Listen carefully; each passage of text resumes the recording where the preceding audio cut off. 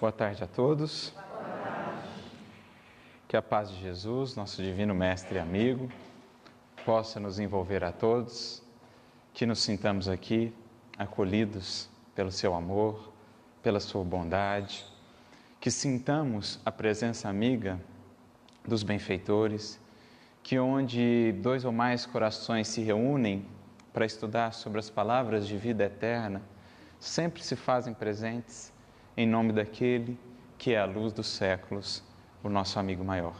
Que cada um de nós possa colher aqui sementes de vida, sementes de renovação, que eles possam ser úteis no solo do coração, a fim de que possam, enfim, florescer e frutificar todos os imensos potenciais que cada um de nós traz consigo.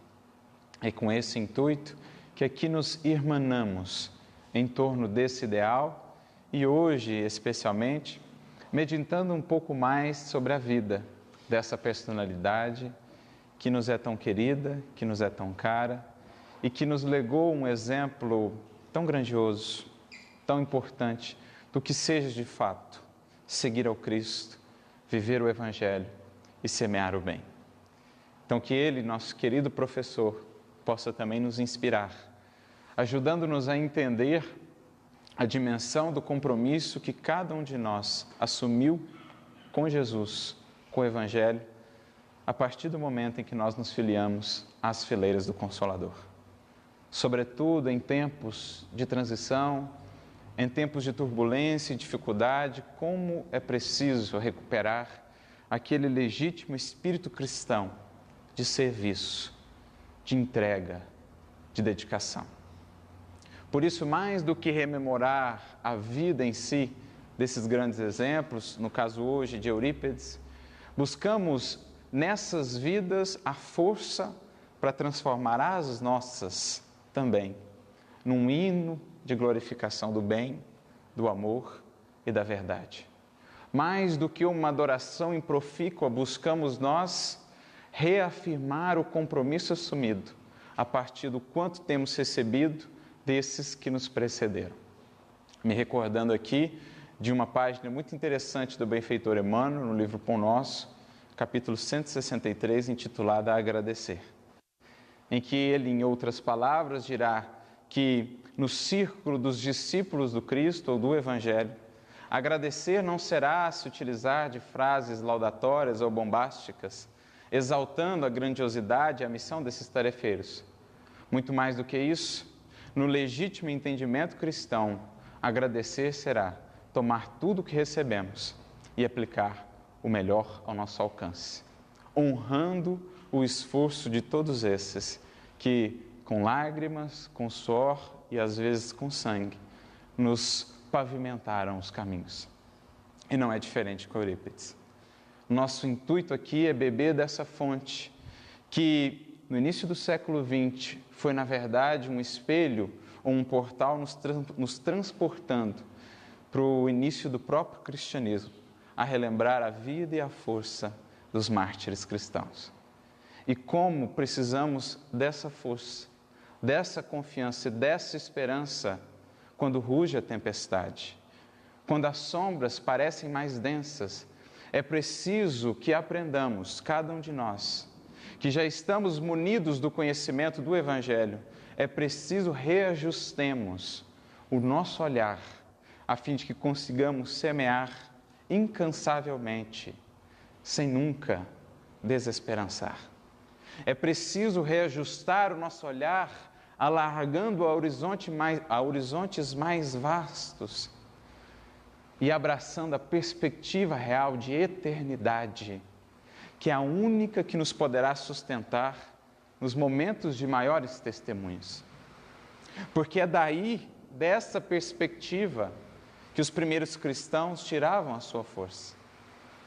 Desses horizontes mais vastos, abertos pela vida, pela ressurreição, pelo retorno do Mestre, mostrando-nos que a vida se expande em círculos cada vez maiores e que a morte é simples transição.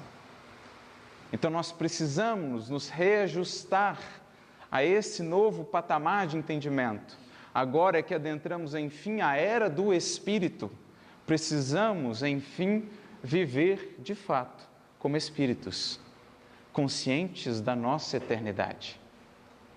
E a partir de então, tornar a nossa vida mais do que simplesmente um existir, um de fato viver. E com esse viver, fecundar, transformar a vida de tantos outros. Porque trouxemos aqui hoje uma lição do próprio Eurípides, que servirá como nosso norteador na reflexão dessa tarde, em que ele vai se basear ou se inspirar numa das lições de Jesus acerca do reino, do que seja o reino divino, aquele que é o pilar central da sua mensagem, em uma de suas muitas comparações, neste caso a parábola do semeador. Jesus irá comparar este reino, ou a construção deste reino, a um processo de semeadura. Como a nos dizer também que a vida que aos poucos vai consolidando este reino é uma vida que se faz fecunda. É uma vida que, por onde passa, deixa traços, deixa sementes de mais e de renovada vida nas vidas que a cercam. A construção do reino, no entendimento do Evangelho, na reflexão que Eurípides aqui nos trará, é esse processo de transformar a nossa vida numa fonte de vida a outras vidas, a outras existências, alargando as consciências e aos corações dimensões que até então não enxergavam do que seja de fato viver. Alegrias, emoções, conhecimentos, experiências que antes não fazia parte do seu universo de existir. Uma vida, portanto, fecunda. Uma vida que, por onde passou, deixou um tamanho número de sementes que ainda hoje é lembrada, é sentida, agradecida, porque se fez essa vida fecunda.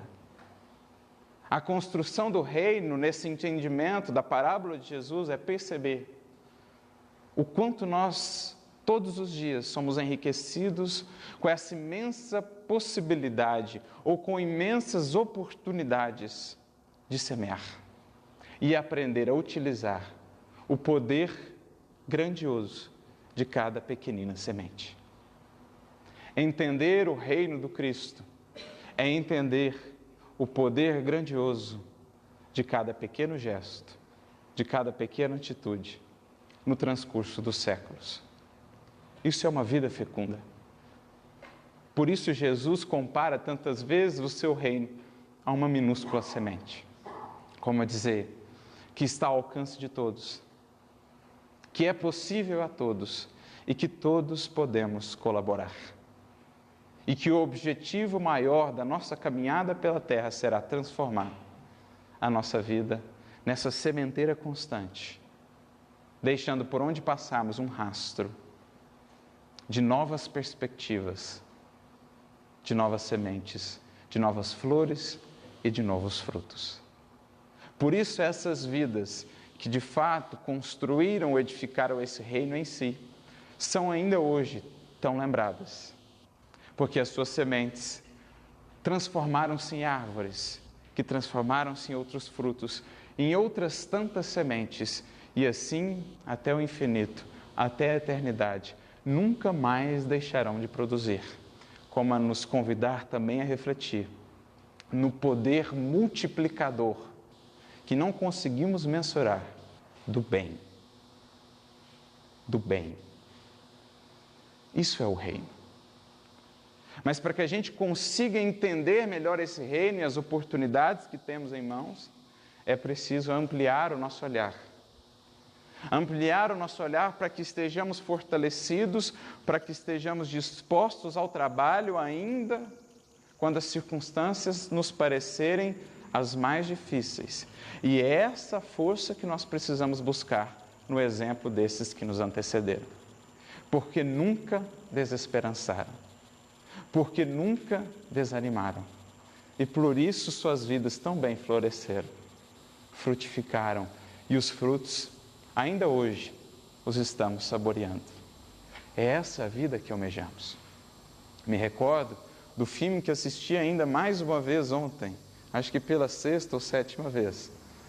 O último filme lançado de Paulo, apóstolo do Cristo, em que eles conseguem retratar em algumas cenas belíssimas a força daqueles mártires, mas para mim uma das cenas, uma das falas mais bonitas do filme, quando Paulo dialoga com um centurião romano, com aquele que era o prefeito da prisão mamertina, e falam acerca da vida, do propósito da vida, de Deus. E então ele usa uma analogia muito interessante, que penso é a grande busca do nosso tempo moderno. É a grande transição que somos convidados a realizar, adentrando, enfim, a era do Espírito. Dirá ele a esse romano: você já navegou alguma vez? E ele, como ele era centurião romano, comandante de uma legião, certamente havia navegado por várias partes, comandado as legiões nas conquistas incessantes de Roma. E ele então diz, mas é claro, muitas vezes. E então ele prossegue com o seu exemplo. E essa é a habilidade de usar coisas singelas para falar de coisas profundas. Ele diz, imagine-se diante daquele vasto mar.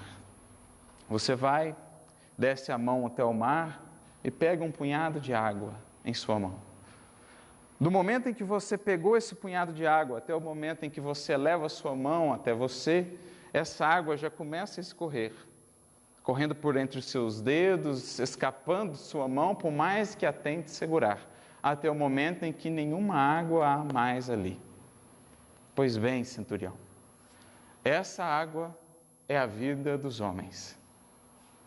Desde que aqui chegaram, tudo o que buscam com tanto afinco, com tanto desespero, tudo o que se apegaram na terra, está constantemente a lhes escorrer pelas mãos, pelos dedos, inclusive a própria vida. O homem, enquanto ainda não despertou, vive para esse punhado de água ou para esse copo de água em sua mão. Mas nós, que ouvimos falar do Cristo e da sua mensagem, vivemos para a imensidão da água no mar. Enquanto muitos perseguem o pouco que por algum tempo nos é emprestado e por isso sofrem, se desesperam, tentando segurar o que é da própria lei, é impermanente, nós somos convidados a olhar, não para a água ou para o pequenino copo de água em nossas mãos, mas sim para a infinita vastidão do mar a nos esperar. Esse é o reino para o qual trabalhamos. E é essa perspectiva que precisamos adotar, sobretudo em tempos difíceis, para que saibamos conjugar a nossa ação no tempo com os nossos sonhos na eternidade. O nosso esforço no aqui e no agora com o nosso futuro de glória, de grandiosidade no infinito e na eternidade. Então é dessa força que nós precisamos nos alimentar. E é um pouco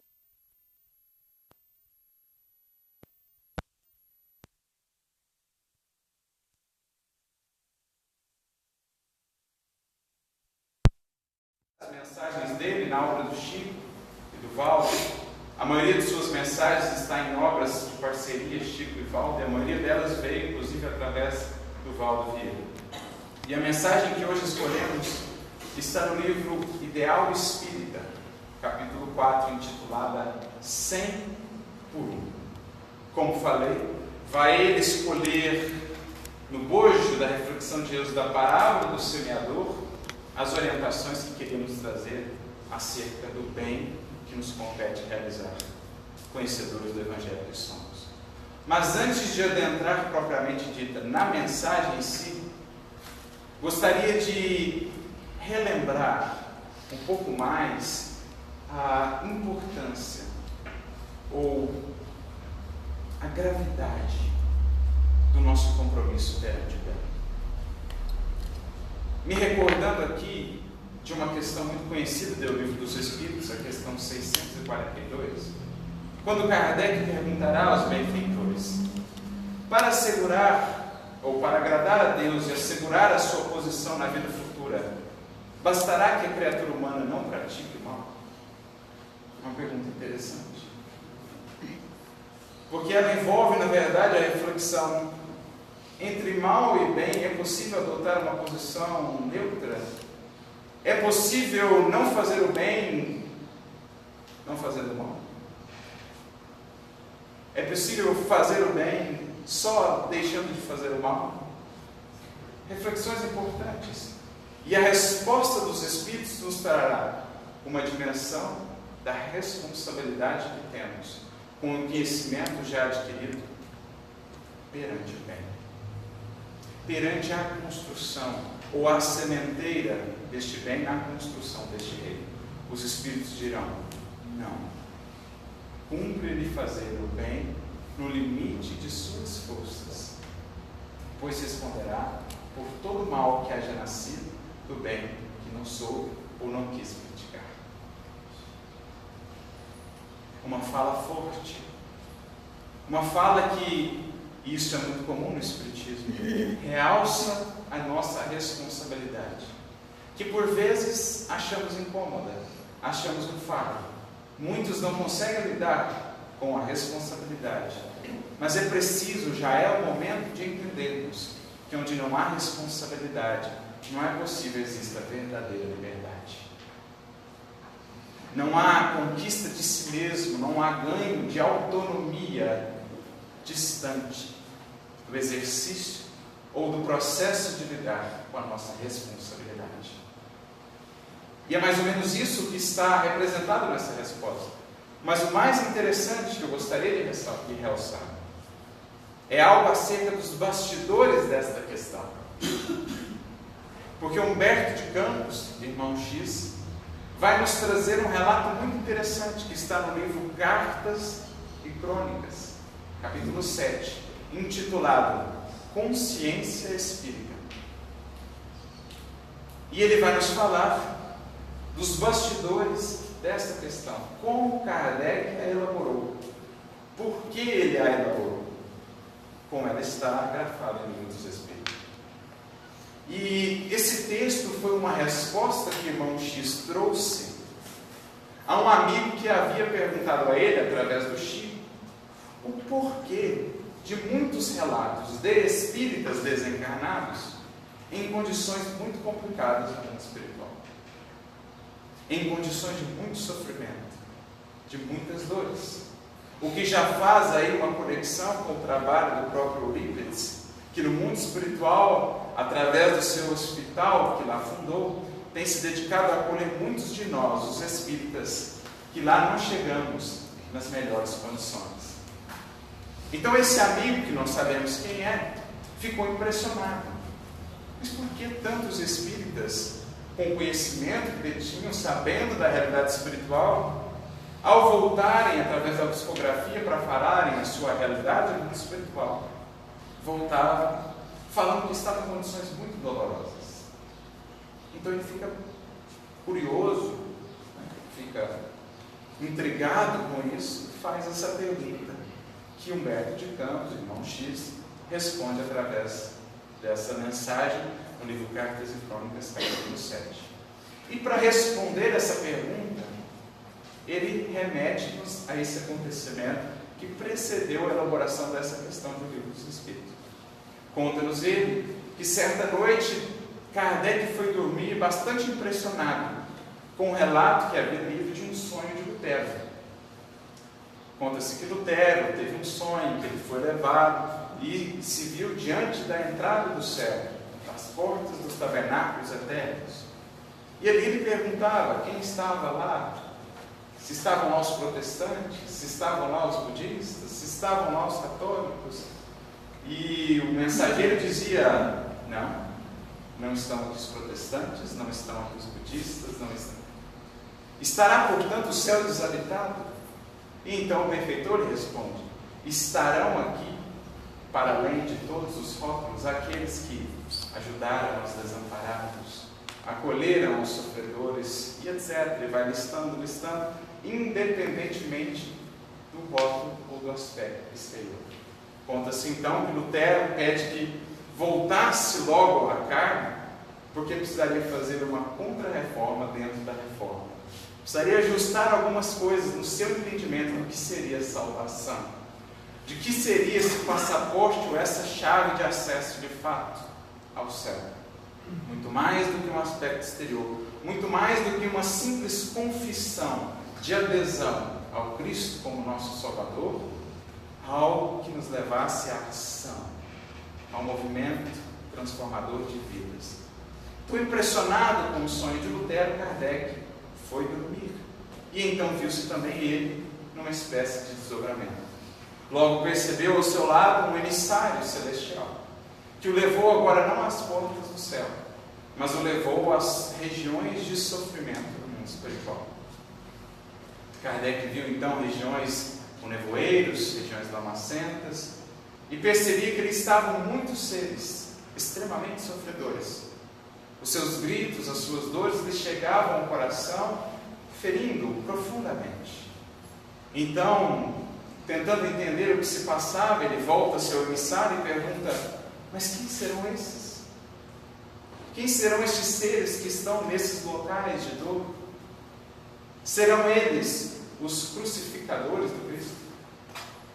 E o benfeitor então lhe responde: não, nenhum dos crucificadores do Cristo aqui está.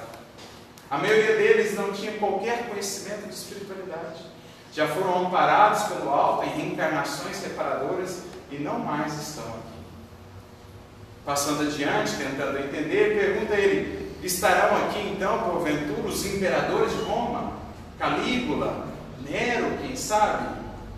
E o benfeitor então lhe dirá: não, também aqui não estão. Eram eles, em sua maioria, seres quase que selvagens, sem nenhum conhecimento de espiritualidade. Foram amparados pela misericórdia do alto e em reencarnações reparadoras já têm conseguido se reajustar perante a lei, e não mais aqui estão. Porventura estarão aqui os algozes dos cristãos primitivos, nos primeiros séculos?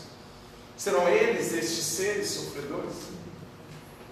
E o emissário celestial continua dizendo: não, nenhum deles aqui está. Eram seres ainda brutos, com pouco ou nenhuma noção de espiritualidade, da vida maior. Portanto, foram amparados pela misericórdia do alto. Já voltaram à experiência terrestre para se reajustarem, e não mais aqui estão. Numa última tentativa, então, Kardec perguntará: porventura serão estes os grandes conquistadores do passado? Átila, Aníbal, Alarico I, Gengis Khan? Não, nenhum destes aqui está. Eram seres quase que selvagens, espíritos ainda embrutecidos, que já foram amparados pela misericórdia divina no processo de reajustamento. Mas então, quem serão esses seres? Temos aqui, meu amor, de modo geral, aqueles que, na vida na carne, já estavam perfeitamente informados quanto ao bem e quanto à verdade. Temos aqui, em sua maioria, os cristãos de todos os tempos, perfeitos conhecedores da lição e do exemplo de Cristo, na mensagem do bem e da verdade mortais, mas que ainda assim escolheram voluntariamente afastar-se destes caminhos. Estes são os seres aqui em condições tão lamentáveis. Kardec fica impressionado, volta um pouco e então elabora a pergunta que nós citamos. Para assegurar a posição futura e agradar a Deus, bastará não praticar o mal. E a resposta dos Espíritos, mostrando-nos que conhecimento significa responsabilidade. E quanto mais somos capazes, e não há nenhum critério, nenhum exemplo maior do que o do Cristo, quanto mais somos capazes de discernir que seja o bem, mais por ele nos responsabilizamos. Mais somos convidados, diria mesmo convocados, à sua sementeira. E acrescentam eles, no limite de suas forças. no limite de suas forças. A gente quis fazer essa introdução para que possamos melhor captar o espírito da mensagem de Eurípides, porque ele vai nos convidar justamente a esse bem no limite das nossas forças, que muitas vezes é por nós ainda encarado como um grande sacrifício, porque ainda não experimentamos a alegria que daí possa nascer. O convite da mensagem de Eurípides e da vida desses grandes missionários e missionárias que nos antecederam é perceber que quando se mergulha de fato na vivência do Evangelho, a nossa maneira de se relacionar com a vida, com as circunstâncias, com o corpo, com as posses, seja como que for, se renova por completo. O que antes nos parecia objetivo, o que antes nos parecia a maior das buscas, o melhor dos ideais, muitas vezes será agora um ídolo falso quebrado e lançado ao esquecimento. E o que antes nos parecia um peso, um fardo insuportáveis, agora será a bênção por nós almejada. A cruz antes renegada será agora o nosso troféu. Como diz a bonita música de Tim e Vanessa, das que mais gosto deles, na belíssima e grandiosa inspiração de Gladstone, a música intitulada Pedro, quando ele diz: após o mestre, martírios são troféus. Após o Cristo, o que antes é enxergado pelo mundo como sacrifício, como dor, como algo a ser rejeitado e afastado do nosso caminho, será justamente o nosso testemunho de amor pelo Mestre crucificado e vivo, redivivo, renova-se por completo. E aí a gente começa a entender o apóstolo Paulo, nas suas palavras sempre fortes e eloquentes, mas profundamente ancoradas na sua própria vida, quando ele diz: mas nós pregamos a Cristo crucificado, que é loucura para tantos, mas para nós é a salvação. O que queria ele dizer? Que quando se realmente mergulha no espírito do serviço com Cristo, o que ao mundo parece muitas vezes loucura, é justamente aquilo que nos reajusta, nos liberta e nos salva. Ao passo que aquilo que ao mundo parece justamente o melhor a ser buscado, aquilo que é mais almejado, é para nós loucura e estagnação. Mudam-se as perspectivas. Só assim para a gente entender melhor a fala desses espíritos que viviam de fato em Cristo. Algumas pessoas poderão ler essas mensagens e verem aqui apenas um hino ou um culto à dor e ao sofrimento, porque ainda não perceberam essa glória oculta da crucificação, da experiência difícil, mas que justamente produz e gera elevação como a cruz. Abre as asas, leva-nos a um novo patamar de vida após a cruz, a ressurreição, vida nova. Então, adentrando enfim a mensagem, 100 por 1, Eurípides começa dizendo assim: ócio em qualquer parte constitui esbanjamento. Ócio em qualquer parte constitui esbanjamento. Porque quando olhamos para a vida, tudo é transformação, tudo é movimentação. Todos os recursos que nos chegam como convites à aplicação daqueles recursos no enriquecimento da vida e de nós mesmos. Ócio, portanto, é esbanjamento, é desperdício de tempo, de oportunidade, de recursos que a vida nos confere para o enriquecimento dela própria e de nós mesmos. Mas eis que nos tempos modernos nós estamos diante de um tipo diferente de ócio. Porque sem dúvida nenhuma a vida moderna é marcada por muita ação, por muita ocupação, mas muitas vezes ociosa ou vazia. nós estamos na era da ação, da ocupação, muitas vezes sem renovação e sem transformação. Age-se e transforma-se o exterior, mas o espírito muitas vezes permanece ocioso, adormecido na acomodação, adormecido na estagnação. O espírito que faz muito, mudando os aspectos exteriores de si mesmo, a sua aparência, o seu status, sem, no entanto, enriquecer-se a si mesmo, enquanto espírito nascendo de evolução.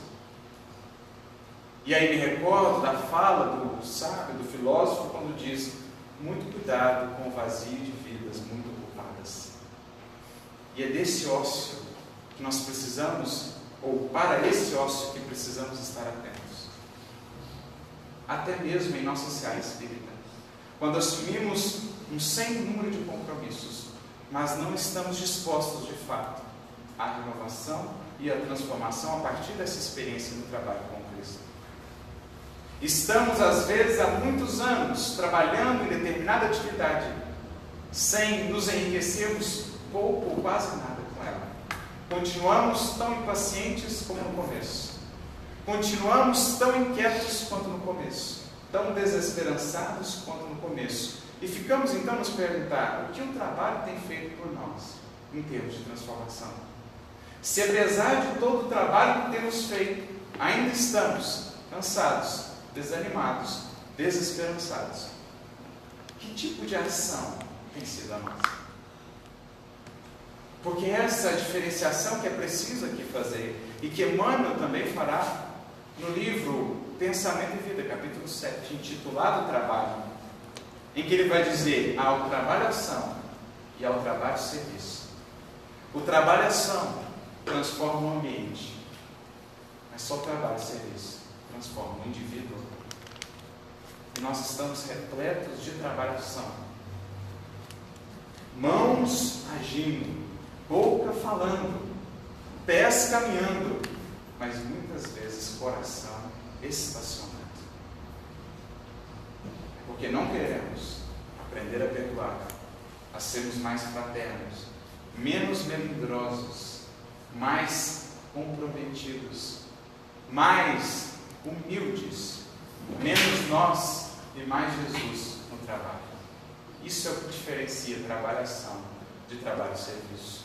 Então, muito cuidado para que a nossa vida não seja essa ilusão de muita ação com ócio espiritual. Porque a responsabilidade será aumentada. Porque aí é excesso de esbanjamento.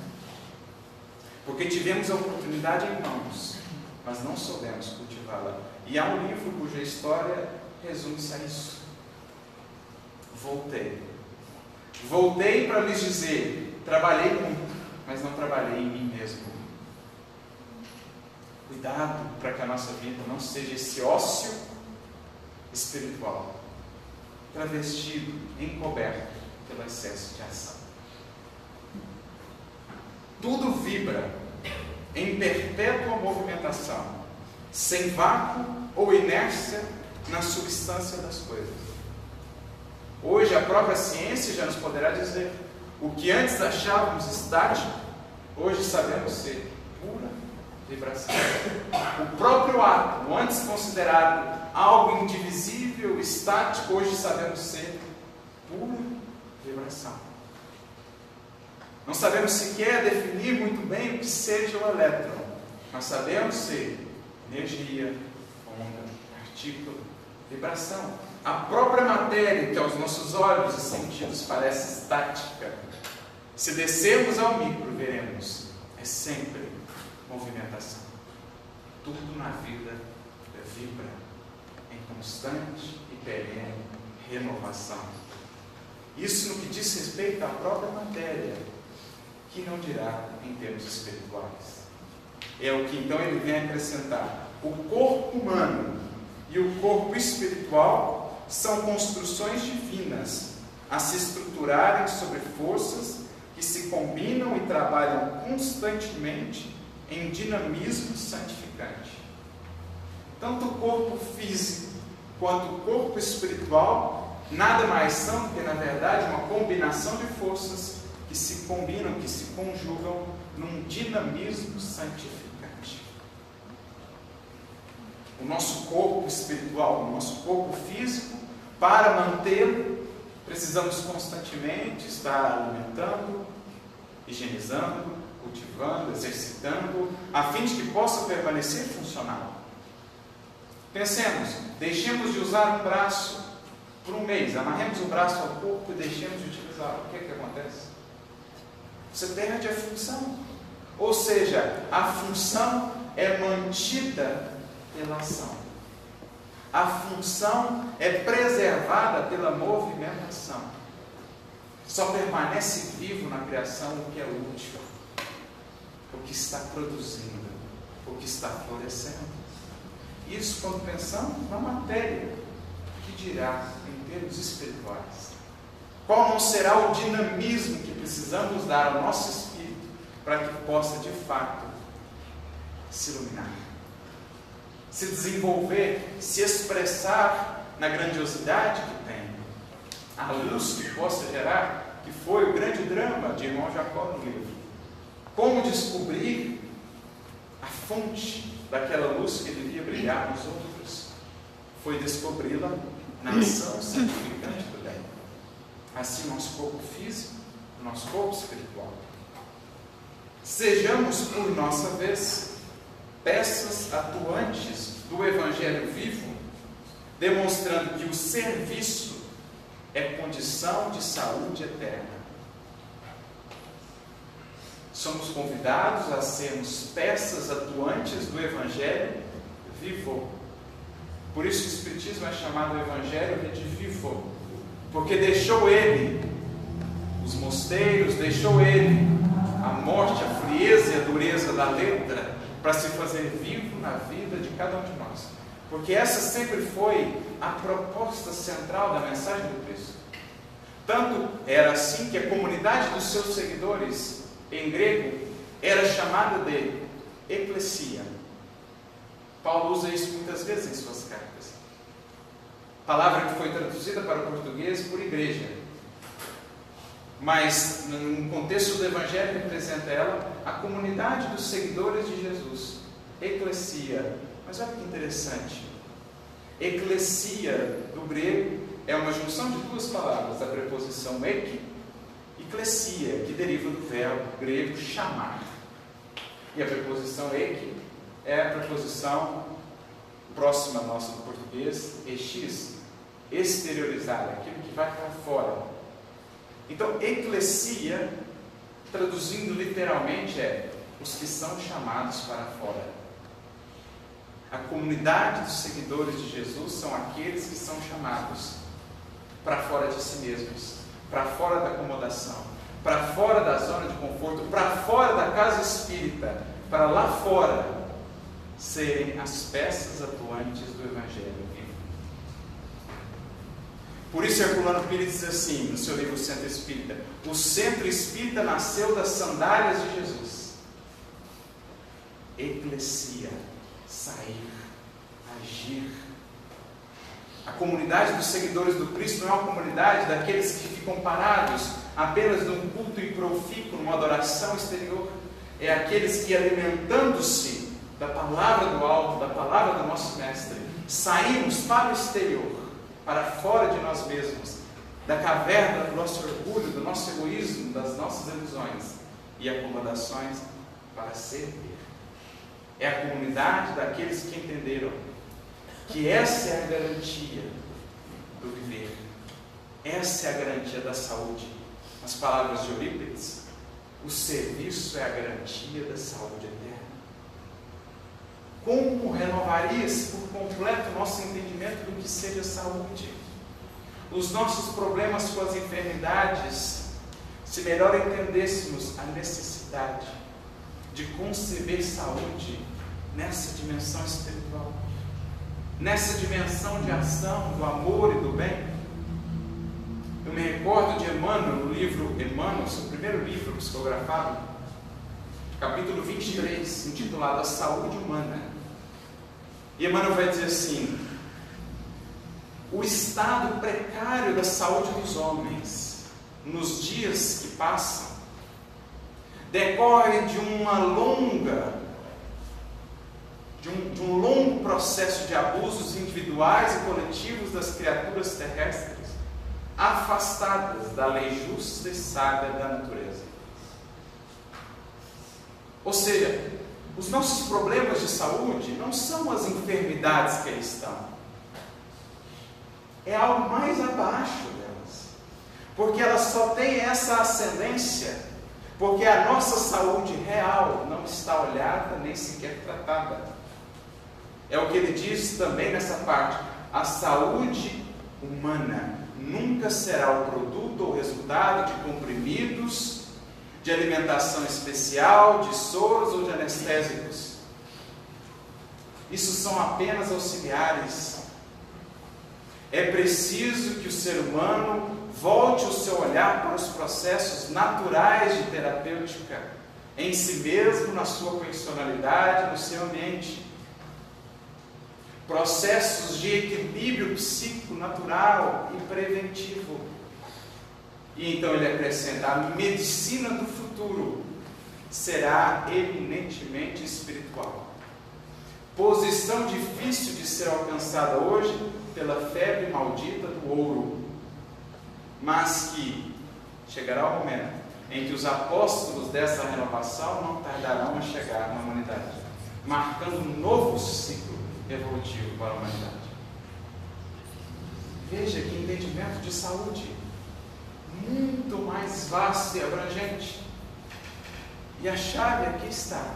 Eurípides nos dirá: como seríamos mais saudáveis se saíssemos de nós, se buscássemos investir no amor, no bem, no serviço, na humildade, que tratam as verdadeiras chagas da humanidade: egoísmo, orgulho, vaidade, rancor e mágoa, que fragilizando o ser psíquico e espiritual, fragilizam e abrem brechas ao corpo material.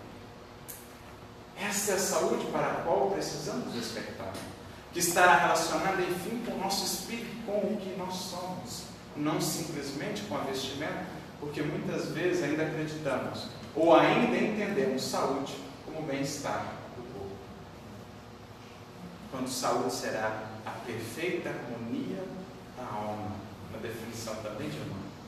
E aí a gente entende um Chico com todas as suas lutas, com labirintite, com prostatite, com angina, com catarata, quando ele dirá: eu estou doente, mas estou doente podendo trabalhar. Isso para mim já é saúde.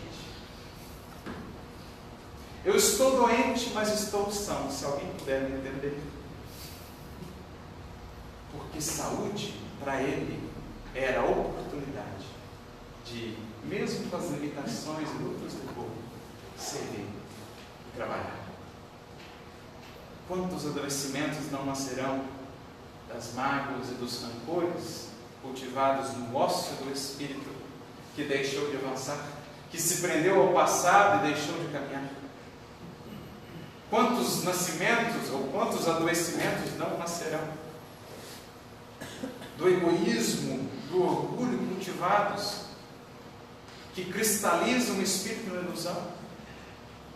Quantos adoecimentos não nascerão da indiferença acalentada, que congela o sentimento da criatura humana?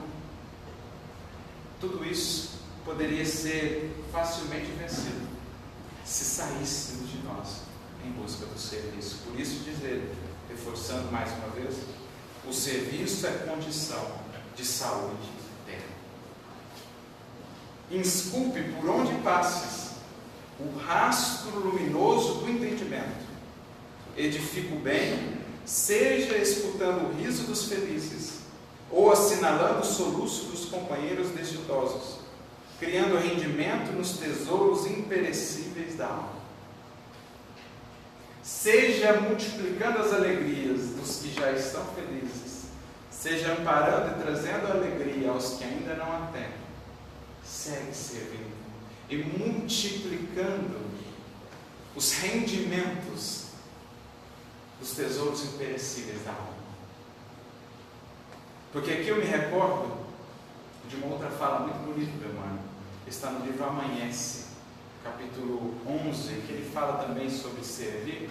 Em determinado momento ele vai dizer: em verdade, o tempo altera todas as construções exteriores da vida. O tempo transforma e leva tudo, como a água que escorre pelas mãos. Contudo, conserva intocável, com rendimentos crescentes e incessantes, todo e qualquer investimento de amor. Todo e qualquer investimento de amor é pelo tempo conservado, intocável, inatacável. E mais do que isso, é por ele multiplicado com rendimentos incessantes e crescentes. Essa é a parábola do semeador. Quem semeou, quem aprendeu a semear, nunca mais precisará temer ausência, falta. Porque o bem que esteja ou que tenha gerado em qualquer lugar será o seu advogado em toda parte.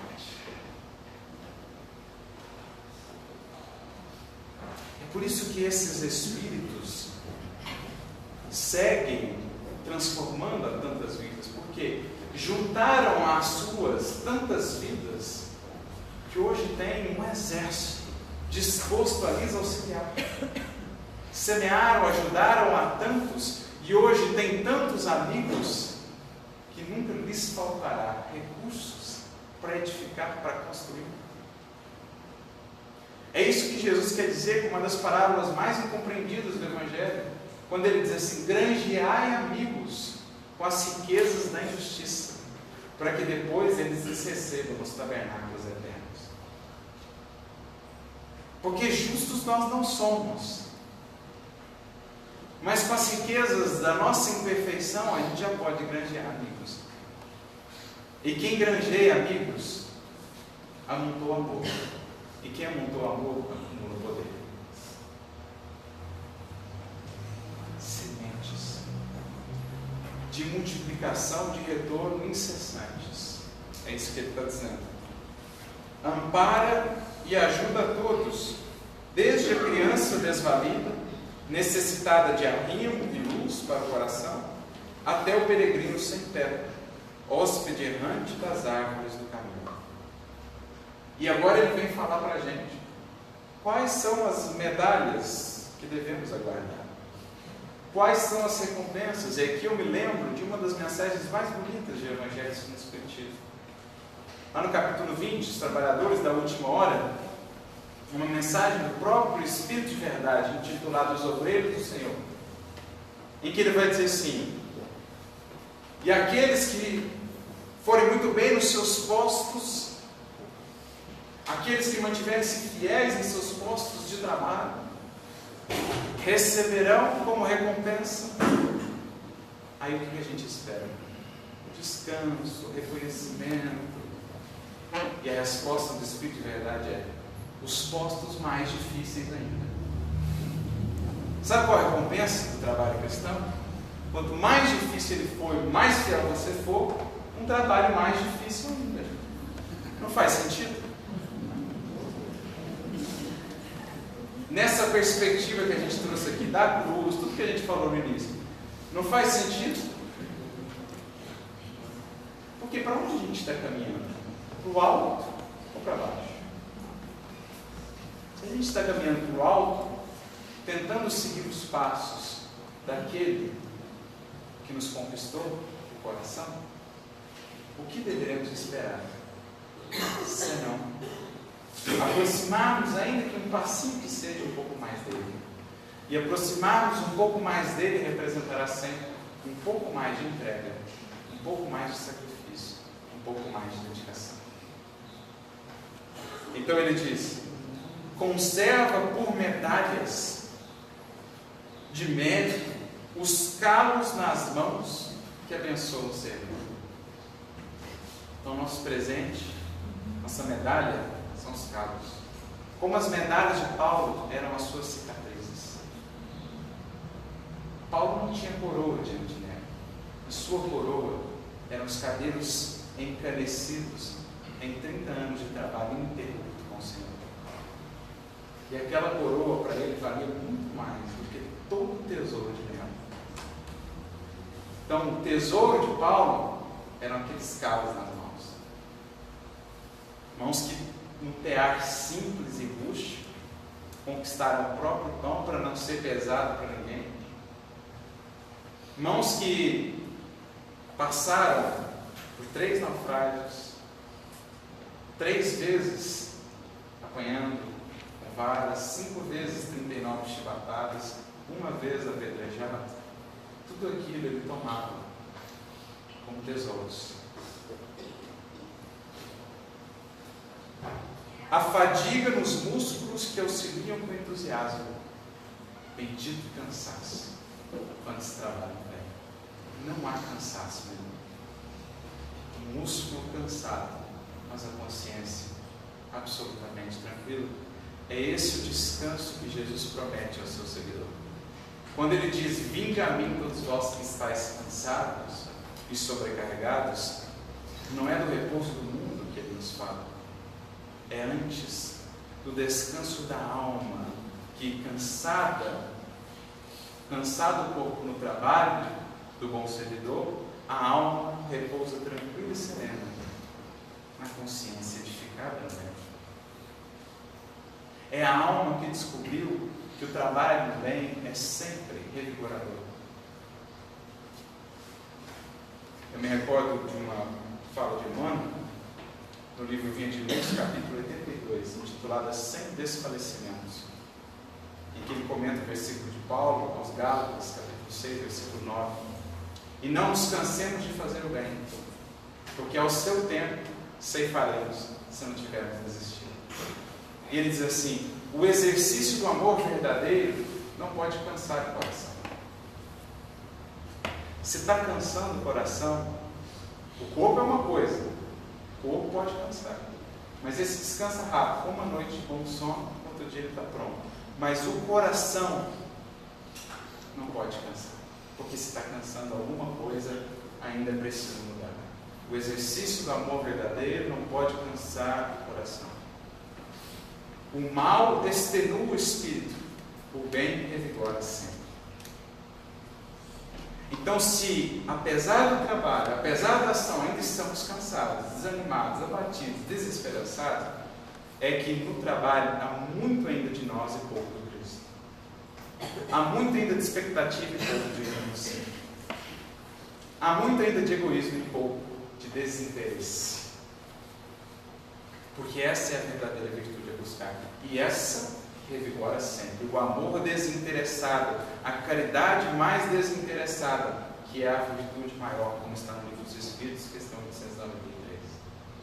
A alma que descobre essa fonte, embora canse o corpo, a alma estará sempre disposta, a postos para recomeçar. Por isso eu gosto muito de uma frase também, de um santo da Igreja Católica, alguém que teve uma espiritualidade muito interessante, São João da Cruz, em que ele dirá: a alma que caminha no amor não descansa e nem se cansa. Não descansa porque está sempre em ação, em verdadeira ação, em serviço. E não se cansa porque descobriu a eterna fonte do vigor, o bem realizado, inspirado pelo Senhor. Então, conservemos por medalhas de mérito as mãos que abençoam servindo, a fadiga nos músculos que auxiliam com entusiasmo, o suor na fronte colabora pela felicidade de todos. Como diz o Chico, todos nós evoluímos desidratando, seja com lágrimas ou com suor, mas todos nós precisamos, porque é essa água que fecunda o solo, é essa água que converte o solo desértico dos nossos corações no solo fértil. E todos os rasgões que recordam as feridas encontradas no cumprimento de austeras obrigações. Oremos na atividade construtiva que não descansa. Convidamos, portanto, não a oração só dos lábios, mas sobretudo a que encontre apoio a as mãos em ação. As mãos que agem são orações, muitas vezes, é uma oração muitas vezes mais santa dos lábios que oram, diria Madre Teresa de Calcutá. Cantemos ao ritmo da perseverança feliz. Respiremos no hausto da solidariedade sem mescla. A caridade converte o sacrifício em deleite, o cansaço em repouso e o sofrimento em euforia. Quem sente o Cristo em si, agindo por meio de si, sente que essa entrega, antes parecida com um grande sacrifício, se converte agora em deleite, porque a presença do Cristo em nós, agindo por meio de nós. O cansaço se converte agora em repouso, porque uma consciência tranquila, embora encontre um corpo cansado, está sempre renovada, revigorada, e converte o sofrimento em euforia, porque se entende agora, para além da dor que transforma e renova, a vida nova que está por surgir. É aquele que enxerga para além do inverno, do momento difícil, do testemunho da crise e da provação, a primavera, trazendo novas bênçãos de perfume, de cor, de abundância, de frutos para o coração. Ar puro desfaz as emanações malsãs. Água límpida dissolve os detritos da sombra. Sol matinal dissipa as trevas. Mãos vazias ou cabeça desocupada denunciam o coração ocioso. Esse é o osso com o qual devemos estar mais atentos, o osso do coração. Aquele que envolve ou que cristaliza o sentimento. É preciso então mãos na ação e coração e pensamento conectados a essas mãos, enriquecendo a nossa ação de vida espiritual. É preciso juntar à ação um coração realmente dando vida a essa ação, a caridade que embala aquela ação na força do amor. É o que está representado, por exemplo, na conjunção daquelas duas personagens conhecidas do Evangelho, Marta e Maria. Uma representar a ação, Marta, e outra representar o coração. Quando só Marta atua, sem que Maria esteja também presente, a nossa ação fica vazia, nos leva à inquietude como Marta. Mas quando antes de partirmos a ação como Marta, cultivamos a Maria contemplação aos pés de Jesus, aprendendo com Ele, enriquecendo a nossa alma para termos o que dar, então a nossa ação será vida. Por isso, Helder Câmara, depois de fazer uma preleção sobre essas duas, quando a fiel lhe procurou para criticar Marta, diz ele: em verdade, minha filha, penso que temos que conjugar as duas. É preciso ter as mãos de Marta e o coração de Maria. Um coração aos pés de Jesus, na humildade, na caridade do serviço, mas as mãos de Maria, na ação que traduz esse coração que quer servir. É o que aqui está sendo dito. É preciso fazer essa conjunção. Ser companheiro da aurora, despertando junto com o dia nas obras de paciência e bondade, sustento e elevação. A seara do Senhor, no solo infatigável do tempo, guarda riquezas inexploradas e filões opulentos. Aquele que grafa uma página edificante, que semeia um bom exemplo, que educa uma criança, fornece um apontamento confortador, entretece uma palestra nobre ou estende uma dádiva, recolherá 100 por 1 todos os grãos de amor que lançou na sementeira do eterno bem, laborando com a vida para a alegria sem fim. Esse é o convite, essa é a responsabilidade de cada um de nós perante o bem. Lembrando a questão do Livro dos Espíritos seguinte, aquela que citamos, agora 643, Kardec perguntará aos benfeitores: existirá alguém que por sua posição esteja impossibilitado de fazer o bem? E os Espíritos simplesmente dirão: ninguém. basta estar em convívio com outros homens, para que se tenha todos os dias, para quem não se acha cego pelo egoísmo, inúmeras oportunidades de exercer o bem, inúmeras sementes, possibilidades que temos de semear no solo do tempo para a colheita na eternidade. A quem não se acha cego pelo egoísmo, porque ser bom ou fazer o bem, dirão os Espíritos, não consiste apenas em ser caridoso, mas em ser útil, sempre que o seu concurso for necessário. E quantas vezes ao longo do dia não podemos nós ser úteis? Semear a gentileza, a bondade, a compreensão, a paciência, tudo isso é sementeiro do bem para a eternidade, aguardando a colheita da alegria sem fim, juntando mãos e coração no trabalho renovador, que são a nossa melhor proteção contra a tentação, contra o desânimo, contra a desesperança nesses momentos desafiadores. Lembrando o apóstolo Paulo, quando orientando o jovem João Marcos, que estava desanimado ante a dimensão do trabalho, lhe deu a oportunidade de trabalhar, dizendo: é o trabalho do bem, a muralha defensiva contra as tentações. Em momentos como os que vivemos, em que a atmosfera psíquica tantas vezes vibra num diapasão tão distante daquele que deveríamos cultivar, como nunca precisamos trabalhar na sementeira do bem, aliando a isso não só as mãos, mas um coração não ocioso, ativo, disposto, humilde no serviço do bem. Eurípides, como poucos, nos ensinou como fazer, que possamos nós fazer o nosso pouco também. Que Ele, que Jesus, abençoe sempre.